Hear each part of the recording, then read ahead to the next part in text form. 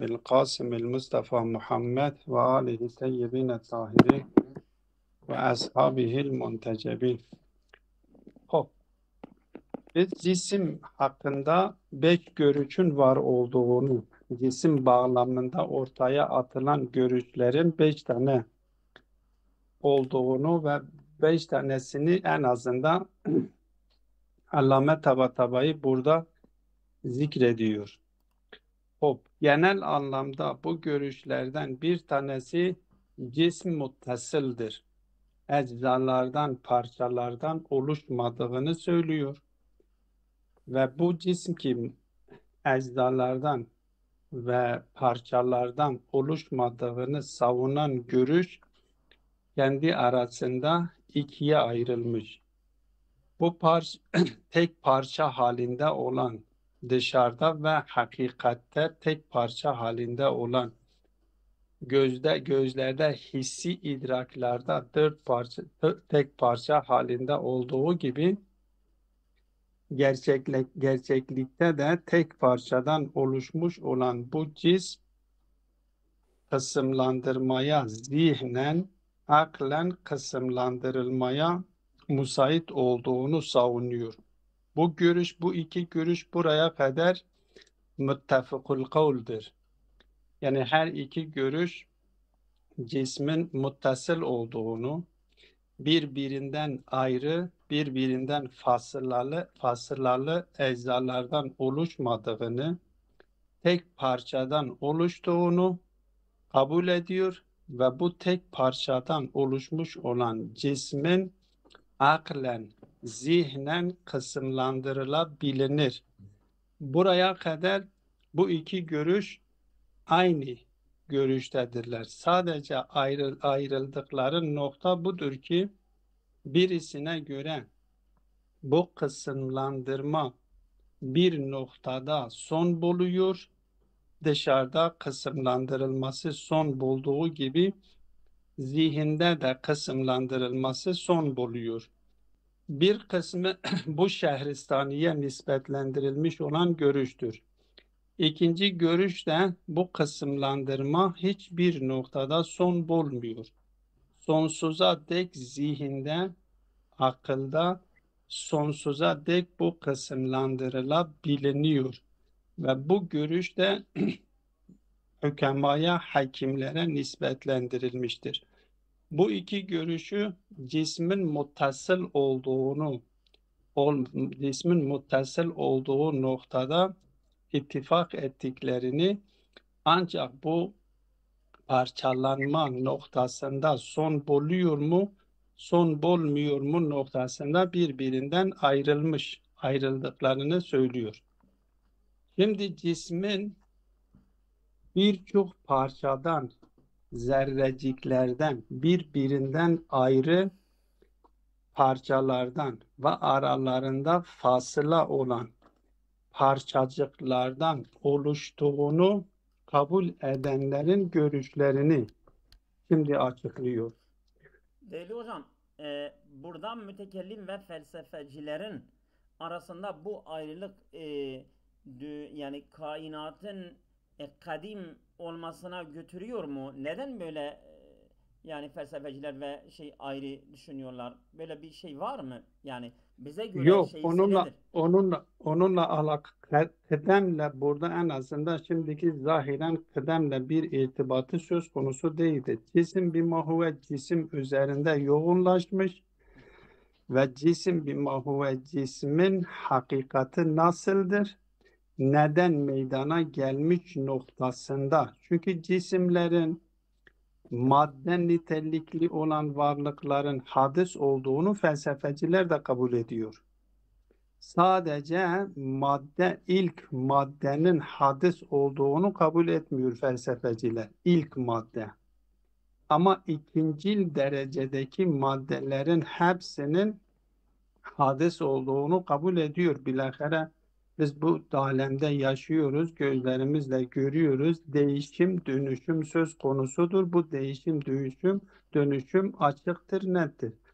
Değişim ve dönüşüm de hadis demektir. Zaten değişim ve dönüşümün olmadığı bir yerde hadis meselesine varmak, hadis görüşünü iddia etmek de imkansızdır.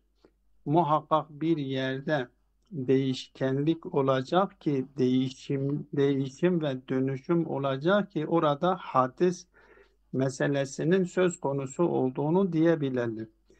Eğer dönüşüm söz konusu değilse hadis meselesi de söz konusu olmuyor. Her halükarda bu konu cisim hakkındaki konular. Bak madde konusunda onların birbirleriyle ihtilaflı oldukları söz konusudur. Felsefeciler ilk madde, heyula niteliğindeki madde. İlk madde felsefecilere göre kadimidir. Tabii kelamcılar hiçbir şeyin Allah dışında hiçbir varlığın kadimi olduğunu kabul etmiyor. Ancak kelamcılar Allah'ın sıfatları bağlamında kendileriyle tezatlaşıyor. Allah'ın sıfatlarını bir taraftan elbette Mu'tezile değil, kelamcılardan burada kastettiğim Maturidi ve Eş'ari görüşünü söylüyorum. Kendileri Allah'ın sıfatlarını zatından ayrı kabul ediyor ve zatından ayrı kabul etmeleriyle beraber kadimi olduklarını kabul ediyor. Onun için Mu'tezililer Eş'aire ve Maturidiye'yi bu noktada tekfir ediyor. Diyor ki kendileri kadim olan şey, çünkü bu kadim olayını Mu'tezile de kabul etmiyor. Mu'tezile burada felsefecilerden ayrıdır. Kadim olayı bağlamında Mu'tezile ile Eş'aire Maturidiye arasında fark yoktur. Hepsi varlık aleminin yani yaratılmış olan Zat-ı Bari Teala dışındaki varlıkların hepsinin hadis olduğunu kabul ediyor. Ancak burada Mu'tezile'nin Maturidi ve Eş'ariye yöneltmiş olduğu işgal şudur. Diyor ki siz Allah'ın sıfatlarını zatından ayrı kabul ediyorsunuz. Biliyorsunuz ki Mu'tezile Allah'ın sıfatlarını zatının aynısı olduğunu savunuyor. Ama Eş'aire ve Maturidiye Allah'ın sıfatlarını zatından ayrı olduğunu kabul ediyor. Zatından ayrı olarak kabul etmekle birlikte bu sıfatların ezeli ve kadimi olduğunu söylüyor. Bu sefer Mu'tezile Eş'aire ve Maturidiye işgal ediyor. Diyor ki siz Allah dışında varlıkların hiçbirisinin kadim olduğunu kabul etmiyorsunuz ve kadim olduğunu kabul ederseniz vacip olarak kabul etmiş oluyorsunuz. Yani Allah'a ortak olduğunu kabul etmiş oluyorsunuz. O zaman Allah'ın sıfatlarını Zat-ı Bari Teala'yla ortak olduğunu kabul etmiş oluyorsunuz.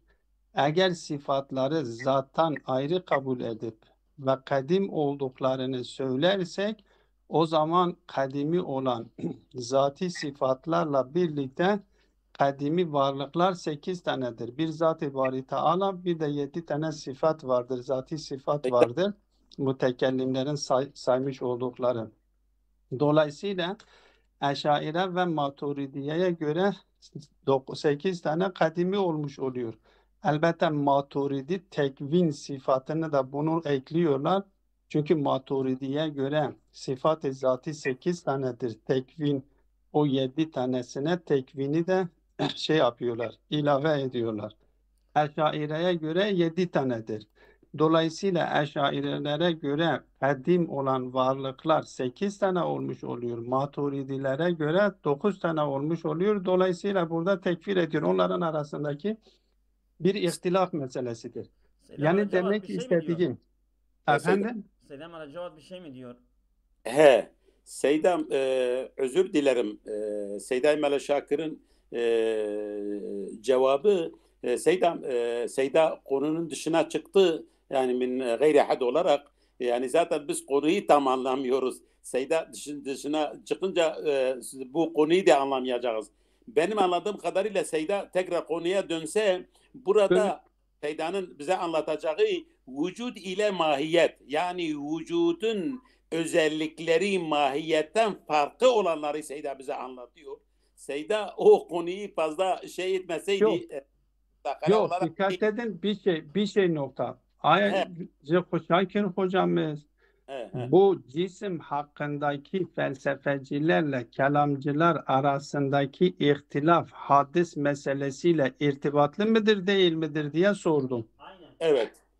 Ben de dedim ki yok, bu konuda bu ihtilaf, cisim konusundaki ihtilaflar hadis meselesiyle, kadim meselesiyle irtibatlı değildir. Değil, alakası yok Ama yani.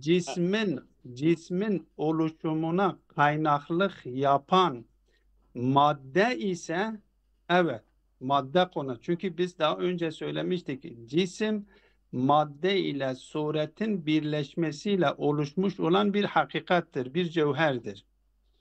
Öyleyse cisim bima huve cismin meselesi hadis ve kadim meselesi üzerinden felsefecilerle kelamcılar arasındaki ihtilafa neden olmamış.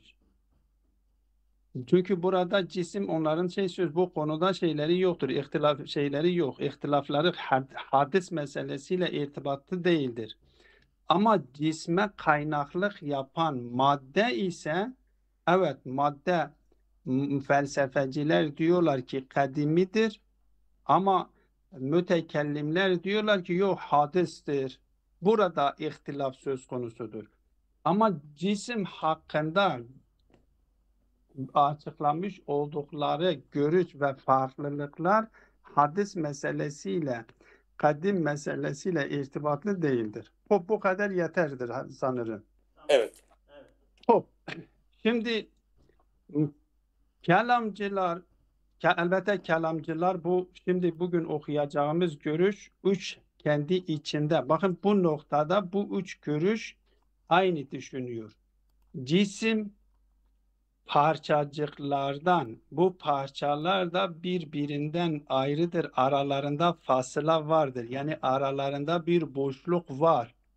Ve o aralarında boşluk olacak şeklinde bir araya gelmiş parçacıklardan oluştuğunu söylüyorlar. Her ne kadar bizim gözlerimiz bunu tek parça olarak görse dahi bunlara göre diyorlar ki bizim gözlerimizle tek parça şeklinde gördüğümüz cisim aslında gerçeklikte parçacıklardan oluşmuştur. Ancak bu parçacıklardan oluşmuş olan bu cismin oluşmasına kaynaklık yapan bu parçacıkların kendileri parçalanılabiliyor mu, parçalanılamıyor mu? Bu konuda ihtilafa düşmüş. Zimokratis diyor ki bu parçacıklar dışarıda, onların parçalanması söz konusu değildir. Yani onları parçalayacak alet söz konusu değildir. Küçücük ve sert parçalardan oluşmuş. Bu küçücük parçacıklar dışarıda artık parçalanmaya kabil değildir. Yani onları parçalayacak alet söz konusu değildir. Ama zihnen ve aklen onları sonsuza kadar parçalayabiliriz. Bu bir görüş. İkinci görüş mütekellimlerindir. Bu bir parçalardan oluştuğunu kabul edenler. İkinci görüş ne diyor? Diyor bu parçacıklar artık parçalanmayacak. Ne dışarıda parçalanılabilir, ne zihinde parçalanılabilir. Aklen de biz parçalayamayacağız, zihnen de parçalayamayacağız. Zaten dışarıda da parçalanmıyor. Bu görüşü savunan, yani bu cismi oluşturan parçaların parçalanmayacağını kabul edenler de ikiye ayrılmış. Bu cismi oluşturan parçalar sonsuz mudur? Yoksa sonlu mudur? Mahdut mudur? Sınırlı mıdır? Mahdut mudur? Yoksa mahdut değil midir? Hop, nezzam Mu'tezile'nin mütekellimlerinden önemli bir şahsiyettir. Diyor ki bunlar bu parçacıklar sonsuzdur. Dolayısıyla cisimlerin kendisi de sonsuzdur. Yani bir cisim normalde sonsuzdur. Aslında biz cismi görüyoruz, sınırlıdır, mahduttur. Ama nezzam bu cismi oluşturan parçacıklar sonsuz olduğu için diyor ki cisim de sonsuzdur. Mütekellimler ise diyorlar ki yok, bu cismi oluşturan parçalar sonludur, mahduttur, sınırlıdır, sonsuz değildir. Mesela diyelim ki bir parça, bir cisim 1000 tane parçacıklardan oluşmuş. Ama Nezzam ne diyor? Diyor ki 1000 tane değil, sonsuz parçalardan oluşmuş. İkisinin arasındaki fark budur. Şimdi bu görüşleri okuyalım. Ondan sonra bu görüşlere yapılmış olan işgallere geçelim. Es-salisu ennehum mecmu'atu eczain. Yalnız burada bir soru Girdari hocamızdan soralım. Bu ecza gayri munsarif midir, değil midir? Yani o müennesi memduda, hubla, bu şey humra gibi o konuya giriyor mu, girmiyor mu ecza? Şimdi yok, eğer o eşyaya gayri musarrif oluşu kalbi mekandan sebeptir. Ne? Eşya aslı şey'a olduğu içindir. Ecza Ecza musarrif burada ecza elif-i memduda değil midir? değilmiyor. Nehir Değildir. değildir. Ben Musarrif. burada şüpheliydim. Ben ecza Evet. mecmuati eczain Yok. söylemişim. Evet. Yalnız bu elif-i memdudadan dolayı şüphelendim. Yok, o eşya belki şüphe sebebi şu, hani la ayet-i kerimede geçiyor. Bismillahirrahmanirrahim. La tes'elu an eşya'a in tubde lekum tesukum. Hatırlıyorsunuz? Evet, evet. O da eşya'a gayri musarrıftır. Sebebi eşyanın kalbi mekan onda olması. Eşya'a ef'al vezni üzerinde değildir. Eşyanın vezni fealâ'adır. Çünkü şey'a'adır aslı. Yani humra'a gibidir. Hamra'a gibidir. Ama eczaın o cem'dir, musarrıftır. Evet. Cem'dir. Onu ecza Elif-i cem memduda değildir. olduğundan dolayıdır. Yani bu elif-i memduda sayılmıyor diyorsunuz. Değildir, kesinlikle. Hop. O zaman eczain okuyoruz. Tamam. Ennehum mecmu'atu eczain sigarin sulbetin. Bu görüş diyor ki cismi oluşturan küçücük ve sert parçacıklardır. Öyleyse cisim tek bir parçadan oluşmuş değildir. Cisim denilen hakikat parça sert ve küçücük parçacıklardan oluşmuş olan bir yığın parçacıklardır. La tahlu min hacmin. Bu nokta önemlidir. Zimokratis'in bu noktaya teveccüh etmesi önemlidir. Bunlar hacimsiz değildir. Hacimden yoksun değildir. Yani bu eczalar hacim taşıyor. Şimdi hacim taşıdığı için kendisi devamında diyor ki yakbelul kısmetel vehmiyete vel akliyete donel hariciyeti, yani zihinsel olarak, akli olarak bu küçücük parçacıklar her ne kadar dışarıda parçalanmayı kabul etmiyor. Çünkü onları parçalayacak bir alet de söz konusu değildir. Ama bunlar hacim nitelikli oldukları için hacim nitelikli olması yani boyutlu olmasıdır. Tol, arz, umk niteliğine sahip olması demektir. Bu niteliği taşıdıkları sürece ve bu nitelik hiçbir zaman o ikinci görüşte de işaret etmiştik. Bu nitelik hiçbir zaman da yok edilmiyor. Bu nitelik yok edilmediği için yakbelul kısmetel vehmiyete vel akliyete ve nusibe ila Zimokratis. Bu görüş de Zimokratis'e nispetlendirilmiştir ki Türkçe'de Demokritos deniliyor. Bu Demokritos da milattan önce 460'lerde yaşamış. Aristo'dan önce yaşamıştır. Er-rabi ennehu muellefun min eczain la tetecezze.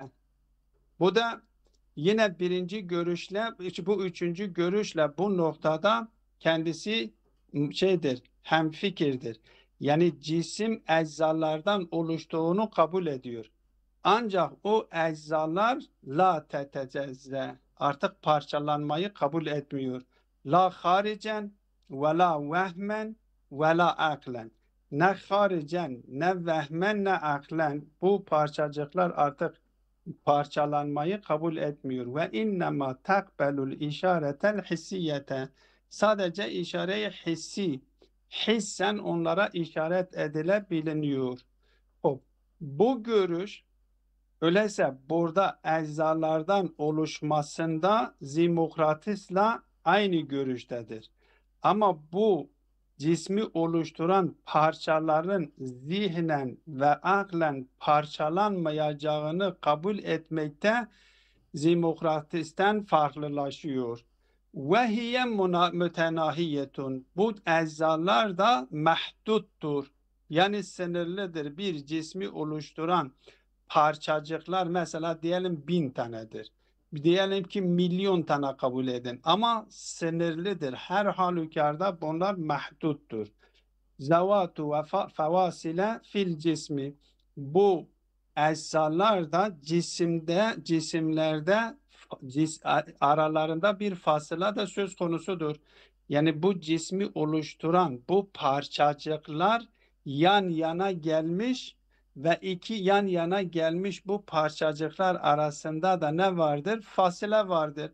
Hatta onu kesen araç o ikisinin, o cisimlerin arasındaki aradan gidiyor diyorlar. Evet.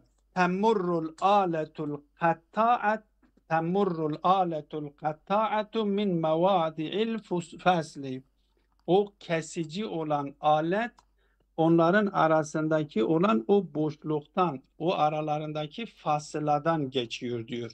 Ve nusibe ile cumhuril mütekellimin ve bu görüş mütekellimlere nispetlendirilmiştir.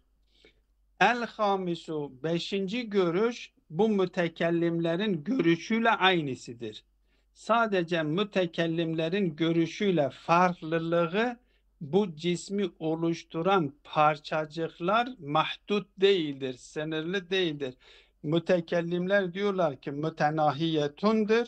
Bu ise diyor ki gayru mütenahiyetin, mütenahi değildir. Diyor ki bu kısımda diyor te'liful cismi minha, aynen mütekellimlerin savunduğu gibi bu cisim bu parçacıklardan oluşuyor. Kema fil kavli rabi, dördüncü görüşte olduğu gibi. İlla ancak bu dördüncü görüşten farklılığı nedir? Ennaha bu eczalar gayru mütenahiyetin.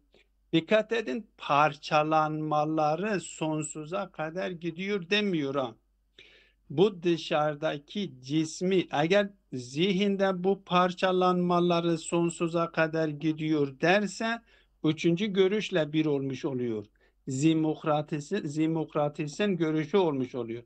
Bu beşinci görüş cisimleri oluşturan parçacıkların dışarıda sonsuz olduğunu söylüyor. Zihinde bunlar sonsuza kadar parçalanıyor demiyor.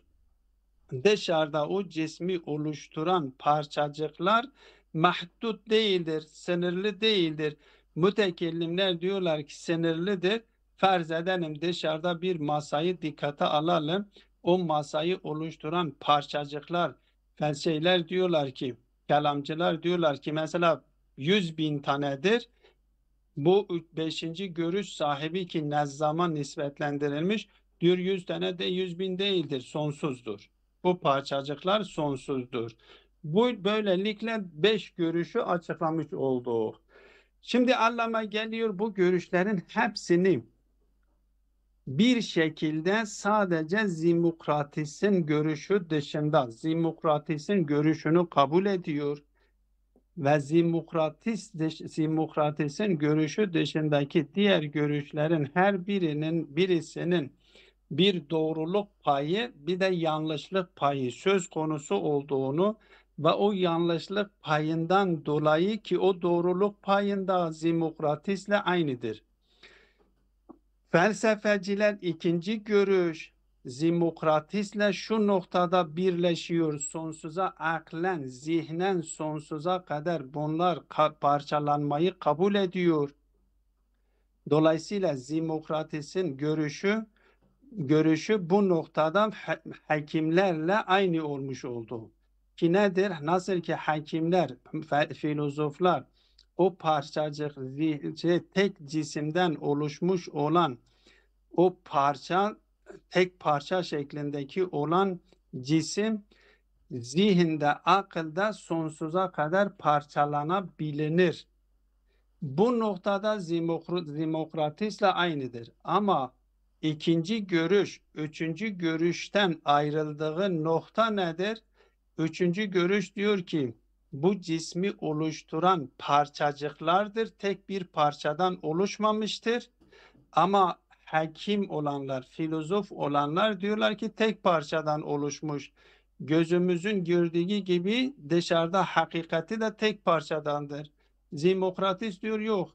Bunlar tek parçadan değildir. Belki bir yığın parçacıklardan oluşmuş ve bu yığın parçacıklar da sonsuza kadar parçalanabilir. Her ne kadar dışarıda parçalanmaları mümkün olmayan. Bu noktada zihinsel ve akli olarak parçalanabilir noktasında hakimlerle Zimokratis'in görüşü bir olmuş oldu.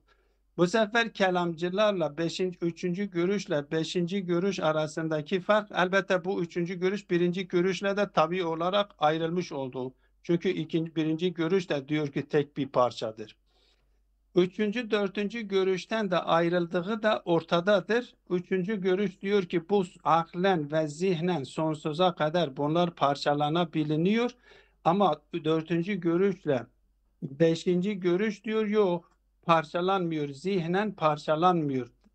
Ancak dördüncü görüş dışarıda diyor ki parçaları sınırlıdır, mahduttur. Beşinci görüş diyor ki dışarıdaki parçaları sonsuzdur. Dolayısıyla bir yönüyle Zimokratis'le uyum içerisindedir. Zimokratis'in görüşüyle uyumlu olduğu noktada doğrudur Allame'ye göre. Ve Zimokratis'in görüşünden ayrı olduğu noktalarda da bunlar sorunludur. Bu şekilde bunu açıklıyor. İlk önce geliyor. Dördüncü ve beşinci görüşü reddediyor ve sonra ikinci görüşteki işgali ortaya atıyor.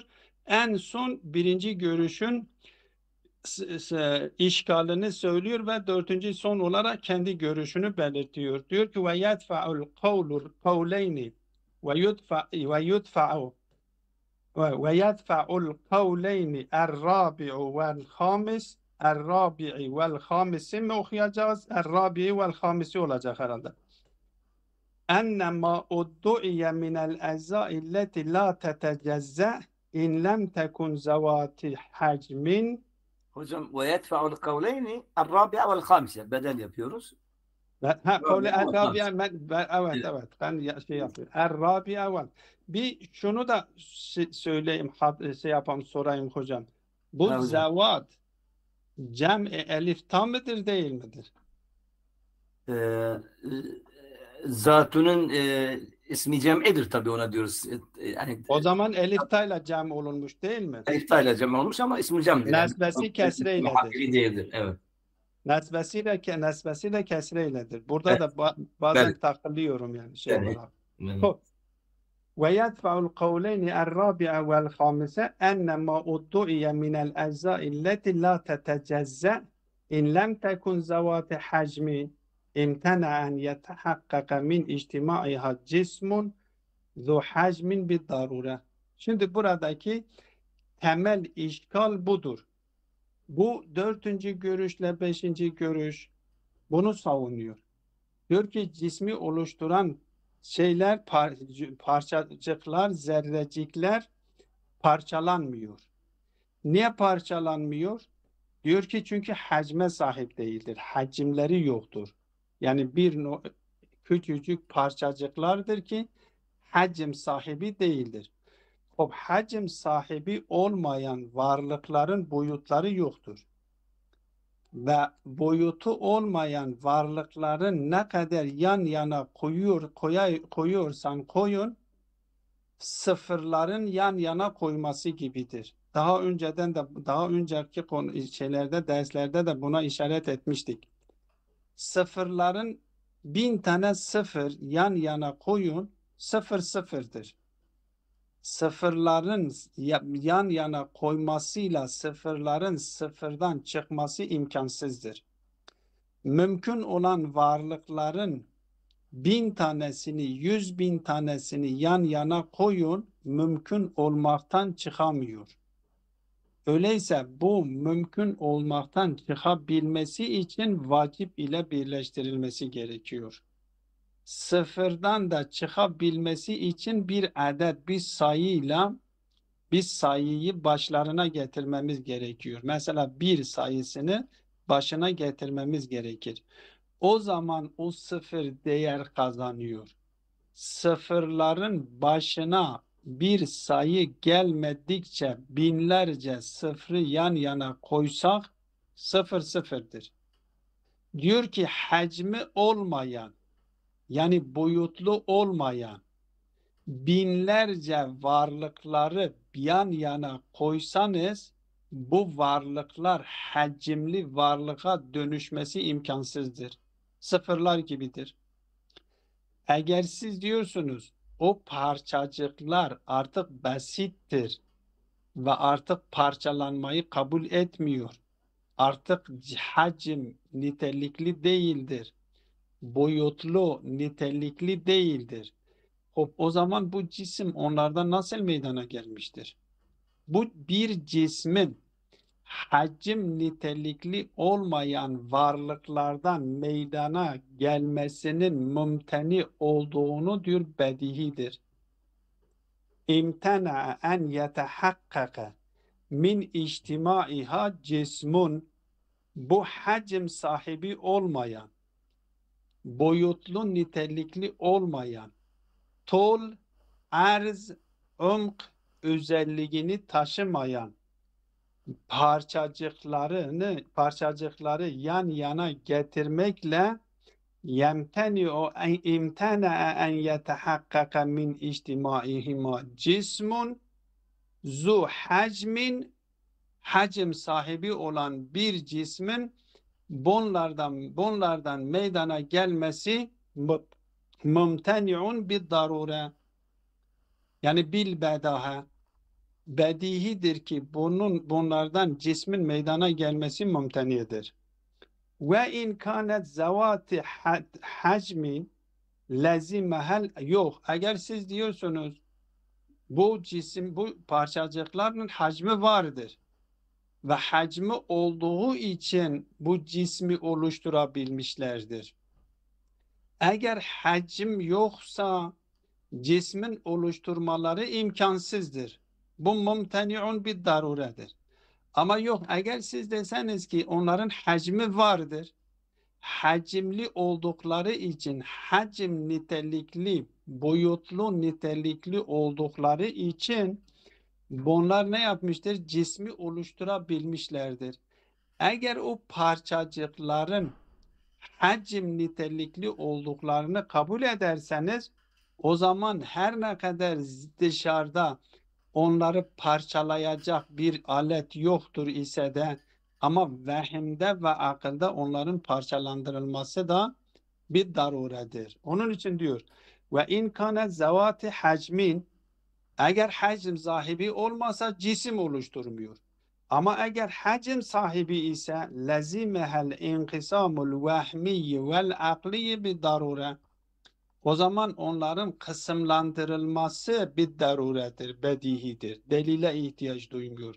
Çünkü boyutludur dediğimiz zaman, hacimlidir dediğimiz zaman yani parçalanılabiliyor. İki tarafı söz konusudur. İki tarafı söz konusu olduğu için aklen onları taksim edebiliyoruz, parçalayabiliriz, bölebiliriz. وإن فرض عدم انقسامها وإن فرض عدم انقسامها الخارجي لنهاية صغرها. Her ne kadar dışarıda onların kısımlandırılması mümkün olmadığını küçük olduklarından dolayı farz edilse dahi ama aklen ve zihnen bunların parçalandırılması mümkündür diyor. Ala enne bu bir işgal.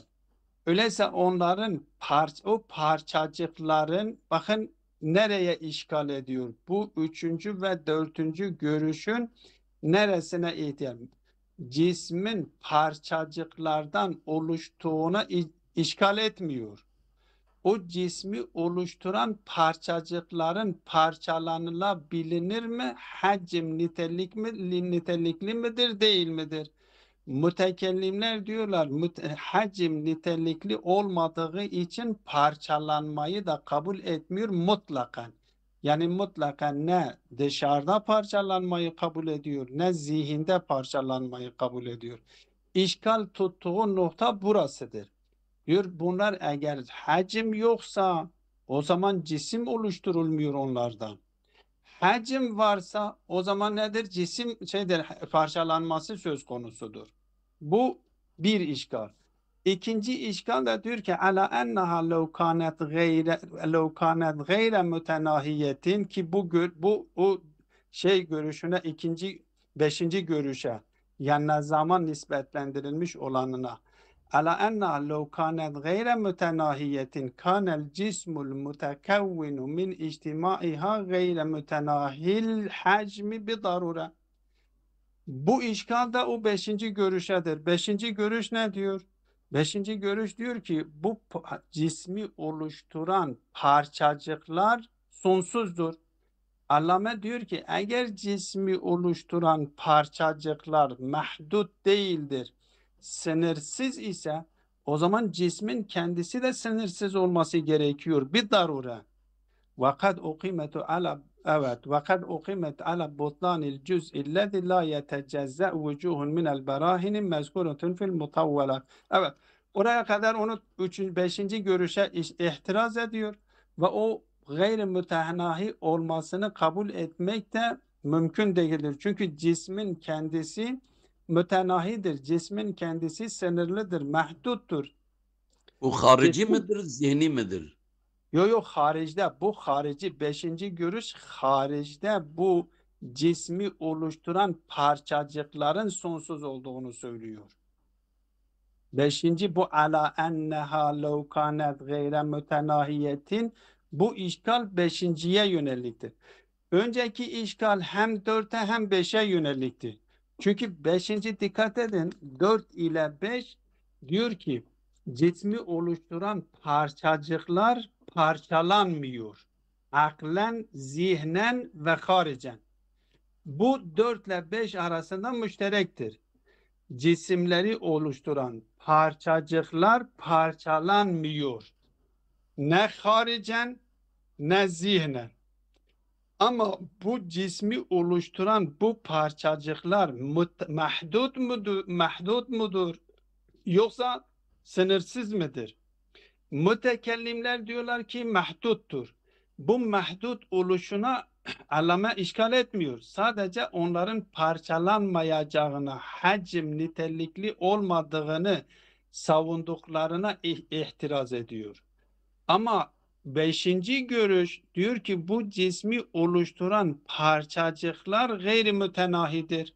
Yani mahdut değildir, sınırlı değildir. Mesela önümüzdeki masayı dikkate alın.